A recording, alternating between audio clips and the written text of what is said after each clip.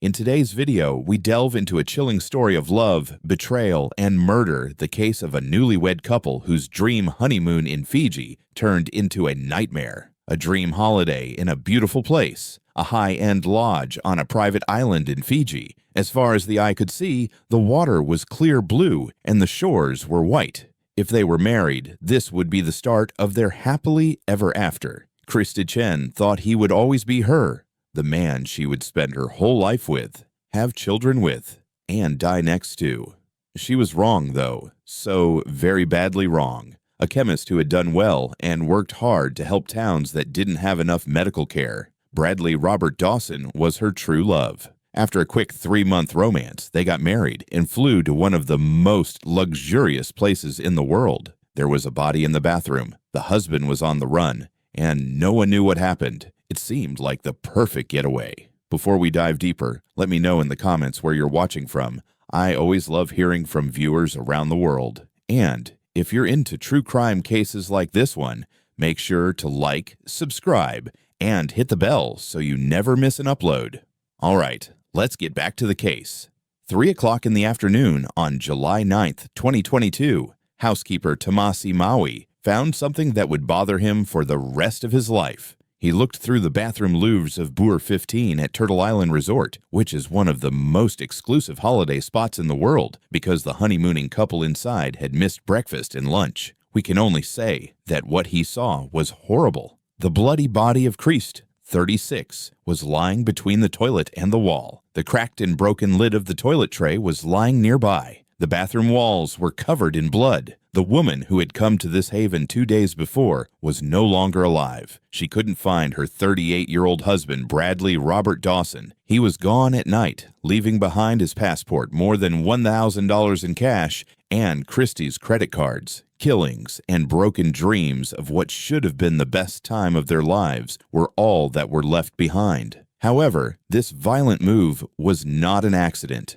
Someone hadn't broken into their fancy house. The truth was a lot worse. The marriage was based on lies, control, and manipulation, and it ended in the worst kind of betrayal you can imagine. Christy Chen had made her whole life about helping other people. Growing up, she was always inspired to make the world a better place. It was a surprise that her journey started in the kitchen. She was a great pastry chef and ran Sweetest Pie Bakery in the Bonnie Brae neighborhood of Denver. There, she made beautiful desserts that made her customers happy. Jesus wanted to do more, though. She decided to go back to school to find a job that would really make a difference in people's lives. To become a chemist, she went to the University of Tennessee Health Science Center and studied with the same love she had for baking. The work she put in paid off. The Walters Clore Clinical Drug Information Award of Excellence in Clinical Communication was given to her in 2021 for her work on the social determinants of health in low-income places. It wasn't enough for her to just fill orders. She was interested in why it was hard for some groups to get health care and what could be done to assist them. Christy got a job as a chemist at Kroger in Memphis after she graduated. She was warm and friendly, and she really cared about her patients. She went out of her way to help them understand their medicines. During her free time, she took care of dogs and practiced for marathons to raise money for St. Jude Children's Hospital. At age 36, Christy had done well in life and was ready to fall in love. Since she had never been married, she had always hoped to find the right person for her. Bradley Robert Dawson made it look like that dream came true. Dawson seemed to be everything Christy had been looking for when they met in Memphis in November 2021 through friends. He worked as an IT expert and seemed to be financially stable. He was also friendly and helpful. He gave her a lot of love and care and swept her off her feet. But it wasn't at all like the fairy tale it seemed to be. Dawson wasn't divorced from his first wife until September 2021, so he was still married when they met. There were things he kept from her, and he had a history of controlling and manipulating women. Kristen Baker, his ex-girlfriend from college, would later say some uncomfortable things about him. He was always crazy about Fiji. Even though he wanted to go to Fiji, what worried her more was what she saw him doing. He changes into someone else when he drinks.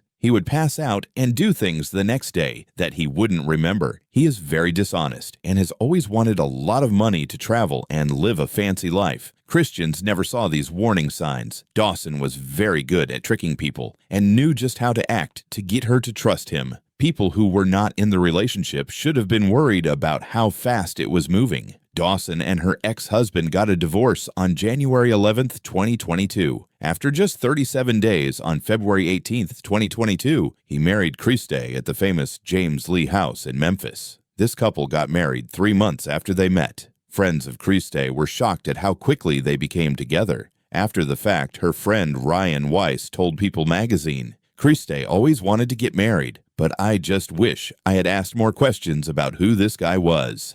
"It happened so quickly," said Morris Apri, another friend, about the quick engagement. Some family members met Dawson for the first time at the wedding. Christy couldn't see the danger that was already around her because she was too busy being in love. The couple's dream vacation began 5 months after their wedding in February. Turtle Island Resort, a 500-acre private island in Fiji's Yasawa region that could only fit 14 couples at a time, was the height of luxury. The most expensive villas cost $3,500 a night, and the resort was used as the setting for the 1980 movie The Blue Lagoon.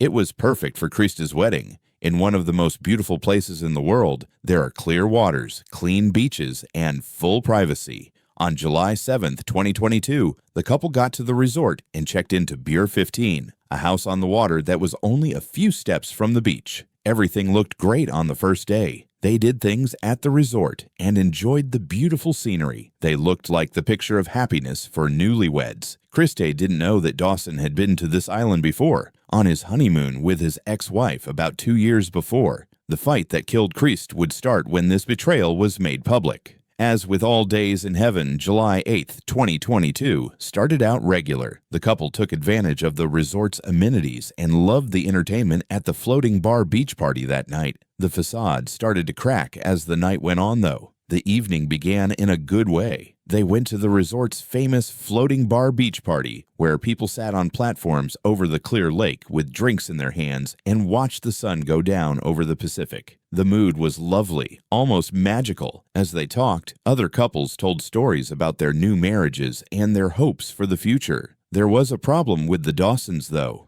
Christy learnt the terrible truth about Dawson's previous trip to the resort, which she had thought would be the perfect place for their honeymoon. That place had already been visited by him and his ex-wife on their holiday. She thought the romantic act was picked just for her, but it was really just a memory from the past. It was a lazy repeat of his first marriage. The hurt was very deep. In the end, hotel staff said that Christy looked clearly upset during the evening events. The happy bride, who had come the day before, had become a very different person. Other guests noticed that the newlyweds were clearly tense with each other. Instead of loving touches and sweet nothings whispered, there was cold space and angry words. People who were nearby heard them fighting at dinner in the resort's fancy restaurant. It turned into a battleground from a lovely meal with a view of the beautiful beaches. The other people at the table could tell the young bride was upset by the way she held herself and the tears she tried to hide. After just a few hours, the sweet mood that had been around them was giving way to something much darker and scarier. Their fight got worse as the night went on. It made Christy feel ashamed, betrayed, and stuck on this remote island with a man she was realizing she didn't know very well. She was a long way from anyone who could help her, and the fairy tale was falling apart right in front of her eyes. Around midnight, the couple was seen, leaving the party together and walking towards their waterfront home by security guards. People outside of them thought they looked like any other couple going to bed for the night. Unfortunately, the stress between them was very high and could be harmful. Through witness accounts and forensic evidence, what happened next would be pieced together, drawing a picture of unspeakable violence that would destroy this paradise's peace for good. A few hours before, the house looked like a nice place for two to get away, but it was about to turn into a horrible place. At 12:40 in the morning, when Mark Andrew Bresky, an Australian businessman, stayed in the cottage next door on July 9th, he heard something that would stay with him forever. There was banging and screaming coming from the Dawsons' villa, and then there was quiet. The noises were angry and desperate. A person was in danger of dying. Some people in nearby Buurs were woken up by the noise. People said they heard loud banging coming from Buur 15, like someone was inside drunk and couldn't control themselves. The banging was steady and repetitive, and it was scary. There was a loud scream that would stay with those who heard it forever as a sound of pure fear and pain. Then there was quiet. Even more scary than the screams was the silence. When a life ends in heaven, there is silence like that. As the other guests lay awake in their beds, their hearts were racing as they thought about what they had just seen. However, none of them could have thought the horrible events that had just happened just a few meters away from their fancy rooms. It was a fight for Christy Chen's life in Buur 15. The fight that began because he lied about the resort got worse faster than she could have imagined. Dawson was so mad that he was being violent and his hands were on guns. The brutal murder happened in the bathroom that was meant to be part of their honeymoon suite. The attack was long-lasting and very bad. Dawson hit his new wife over the head with the toilet and used the lid of the toilet as a weapon. All of a sudden, that must have seemed like forever. Christ went through unbearable pain and fear. In response, she fought. The wounds on her body showed that she tried to fight back, but his anger was too much for her. Around 2:00 a.m., security guards saw Dawson by himself on the beach while Christy was dying in their bathroom. When he got to the lodge with his new bride, the man was now by himself and getting ready to leave the scene of a terrible crime. As his wife's body got cold, he was already making plans to get away. After they got married, the paradise that had welcomed them would become the scene of one of the most shocking killings in Fiji's history. What Dawson did after the murder showed how planned and cold-blooded his crime was. He was already planning his escape, while Christa's body lay bloody and broken in their bathroom. This showed how methodical and cruel he really was. He walked through their house like he was on a mission, stepping over the body of his wife to get what he needed. He took his passport, which is the most important thing for flying internationally. Over $1,000 was given to him in cash, which was meant to pay for the rest of their dream honeymoon. Most cruelly, he took Christy's credit cards and planned to use the money from his dead wife to pay for his escape. Dawson was smart, though. He was careful not to leave behind anything that could be used to track him because he knew about current tracking technology. He forgot to bring his GPS watch with him on the trip, which had been keeping track of his workouts.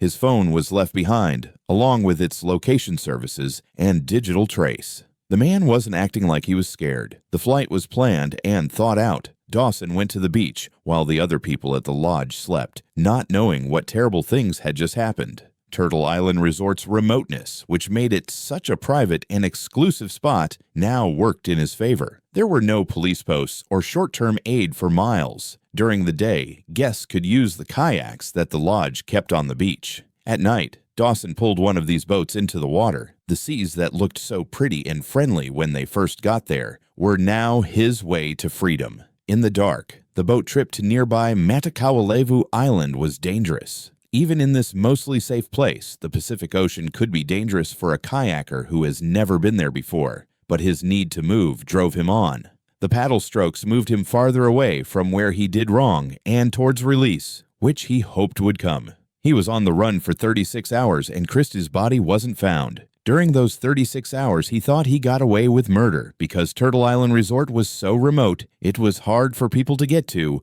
which was now hurting the probe. There was no way to immediately call the police or send out a quick reaction team. When Dawson was free, he probably thought he had done the perfect act. He was a long way from home and in a place where he thought he could hide. In the worst way possible, the man who had promised to love and cherish Crest until death do them part kept his word and thought he could just sail away from the consequences. But heaven likes to tell its secrets, and his pride would be what brought him down. The morning of July 9th at Turtle Island Resort was bright and beautiful, just like every other day. The other guests started their day in paradise, not knowing that there was horror just yards away from their nice rooms. The workers at the resort didn't think much of the couple missing breakfast at first. People on their honeymoons often slept late because they were tired from traveling and eager to spend time alone together. A Do Not Disturb sign on the door of Bureau 15 seemed to back up this idea. Visitors to some houses left their room service trays outside while they ate in the privacy of their own rooms. As the morning turned into afternoon, though, and the Dawsons still hadn't shown up, worry began to grow. This resort had everything you could want, and there were planned events for everyone. It became clear that the newlyweds weren't there. As lunchtime passed and the couple still wasn't there, the lodge manager was in a tough spot. The Do Not Disturb sign was still up because the exclusive resort didn't want to wake up the honeymooners. Turtle Island cared a lot about its guests' privacy, but something didn't seem right. The boss talked to other employees. Anyone seen the Dawsons? The night before, security guards said they saw them leave the beach party, but no one has seen them since. The couple missed lunch, as well as the snorkeling trip in the morning and the nature walk in the afternoon. A property that prided itself on personalized service and keeping guests involved had never seen so many people not show up. At last, around 3 p.m., a choice was made. The resort manager told Tomasi Maui, the housekeeper, to check on the pair. Despite the Do Not Disturb sign, the choice was made out of genuine concern for the guests' well-being. However, it would put him in a situation that he could never have imagined. With some fear, Maui walked up to Bureau 15. I felt bad when I had to bother guests, especially couples who might be having a private moment. He softly knocked on the front door and asked, "Housekeeping?" in English with an accent. "Is everything all right?" There was silence. The second time he knocked, it was louder. "This is Mr. and Mrs. Dawson. This is cleaning, checking in on you." Maui walked around the house looking for signs of the guests as she became more worried. The windows along the water had louvered panels that could be opened to let in fresh air from the sides. When the curtains weren't all the way closed, these louvres sometimes let you see what was inside. Whatever it was caught his eye at the bathroom window. Maui saw something through the louvres that would scar him for the rest of his life. The broken body of Christ was lying there between the toilet and the wall. The floor and walls of the bathroom were covered in blood. It was clear that the toilet lid had been used as a weapon because it was broken and cracked nearby. The woman who came to this paradise 2 days ago as a beautiful bride was now dead, and her body showed horrible signs of an attack that no one could have imagined. Maui tripped and fell backwards from the window. He was still trying to figure out what he had seen. This was meant to be a romantic and fancy spot where the richest couples in the world could enjoy their love. In this setting, murder was impossible, but the proof in front of him made it clear. Trying to find the resort boss quickly, Maui ran with his hands shaking. The Fiji police were called right away. Even though getting them to the faraway island would take a long time, staff members were stationed at the crime scene to make sure that no one else could see what happened in Bureau 15. Were Bradley Robert Dawson and his family not? His sudden departure set off alarm bells right away. Was he taken away? Did he get hurt on the island somewhere? Or was there something darker going on with his disappearance? The search started right away. Because the island wasn't very big, there weren't many places to hide. The staff searched every part of Turtle Island, calling out Dawson's name as they went. They looked in every place he might have hidden. Nothing was found. Then someone on the beach saw the boat that wasn't there. It hit me like a lightning bolt. Dawson had not been hurt or taken hostage. He had escaped. Exactly one thing that meant he was to blame for the killing in Bureau 15. At once, the Royal Fiji Police began looking for Bradley Robert Dawson. They had very few tools and a huge ocean to look through, so it was a hard job. Dawson's pride, on the other hand, would be his end. He was found on Matakawalevu Island by a local person named Mona Ratule 36 hours after he had left the lodge. Dawson looked upset, hurt, and bleeding from his feet and hands. While drunk, he kept telling the locals, "We had a fight."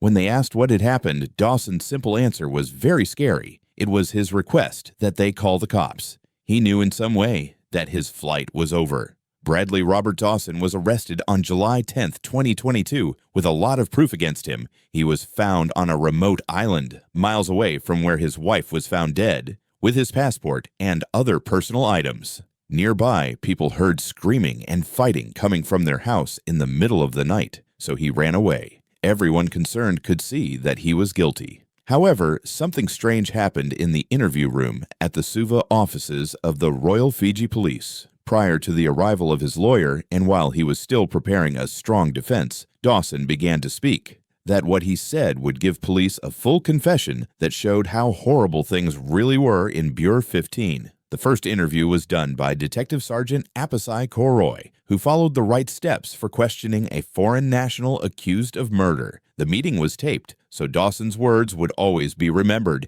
and would later be very important in court. Dawson seemed almost happy to be talking at first. He seemed to have lost his temper because he was alone after his failed escape, felt bad about what he had done, and maybe realized that he was no longer free. His tone was so cool and matter-of-fact that it was scary how disconnected he seemed from the horrible things he was talking about. Then we went to bed, and when I turned to hug and cuddle her, she got mad and said I hurt her, and she wasn't sure if she wanted to be with me or not, Dawson told the police. Just 2 days into their vacation, the words made it sound like the couple's marriage was already in trouble. He went on to say more terrible things. We got into a fight about where the toilet was, and Krista hit me, which is when I lost it. Krista was right next to the toilet. She had been hurt. There was blood and a cut on her face. Dawson's statement was very interesting because it showed how she thought. Even though he admitted that he killed his wife, he was already making up a story that made him look like the victim. He said that Krista had been the one who attacked. He was pushed by her. She was the one who started it. The cruel murder that followed was a reasonable response to being pushed by his 36-year-old wife. Detective Koroy asked for more information, and Dawson gave it to him. He spoke about how their fight got worse, how violent he became, and what happened after he realized what he had done. The amount of information was shocking and very revealing, but what Dawson said about what he did after the murder was even more telling. He said that he was getting his things together, taking Christy's credit cards, and making plans to leave. It wasn't like someone was acting in a hurry after committing a crime out of love. It was planned out with cold logic. Dawson kept talking about the murder and his following flight for several hours. He felt like he had to defend himself, explain his acts, and give his version of what happened almost all the time. The detectives paid close attention, writing down and recording every word. Following that, everything altered. Iqbal Khan, Dawson's lawyer, showed up at the police station. Khan was a skilled criminal defense lawyer who knew right away that his client had made a huge mistake. Don't talk to the cops without a lawyer present. This is the first rule of criminal defense. Dawson had, however, spent hours doing just that. Khan told Dawson right away to stop talking and ask to meet with his client alone. Whatever the lawyer and client said in that room would stay secret, but the effect was felt right away and was very strong. Dawson was not the same person when the conversation started again. The suspect, who was chatty and willing to confess, had been replaced by someone who knew how serious the situation was. When Dawson saw the written confession statement based on what he had already said, he made a choice that would affect the rest of his case. He did not want to sign it. Because they refused, there was a law problem that would affect the whole case. As in many Commonwealth countries, prosecutors have a hard time with an unsigned confession in Fiji's court system. Although the recorded interview could still be used as proof, the fact that Dawson did not sign it gave the defense room to question whether or not his statements were true and given voluntarily. Khan got to work right away building Dawson's defense. Right now, it's complete denial, he told the press. There is no proof that he killed his wife. As it stands, there's nothing that links him to the crime. This was a strong statement, considering how Dawson was arrested and the recorded confession, but it showed that the defense would question every part of the prosecution's case. The change was truly amazing. The man who had admitted crime in great detail just hours before was now saying he was completely innocent. The confession that looked like a big step forward in the case turned out to be a piece of evidence that would be fought over for 2.5 years. Nevertheless, the harm was finished. Prosecutors were able to prove Dawson's guilt based on the words he spoke on tape before he fully understood what he was saying. His reluctance to sign the statement could cause problems with the law, but it couldn't change the fact that he had spoken out loud about killing his wife. The terrible truth about Krista's last moments was revealed by Dr. Avakali Mate's autopsy. She died from a serious brain injury that was caused by several blows to the head. There were deep cuts and bruises all over her face and body, serious swelling around her eyes and mouth, a large wound on her back above several smaller ones, and cuts and bruises all over her right arm. Krista's injuries were so bad that her body could not be embalmed so that it could be sent to the United States. because she had to be burned in Fiji. Her parents couldn't have a proper funeral and burial in their home country. Even though it looked like he admitted it, Dawson pleaded not guilty to murder charges from his jail cell. He told reporters, "We never had any physical arguments in our relationship, and she was my everything." His defense team, which was led by Iqbal Khan at first and then by Anil Prasad later, said that Krista's death was an accident because she fell while drunk. However, there was a lot of proof against Dawson. There was forensic proof from the crime scene, witness statements about the sounds of violence, and most importantly, his own words about how he killed Christy. Dawson was locked up in Fiji for more than 2 years while he waited for his trial. He was not allowed to post bail while the case moved slowly through the court system.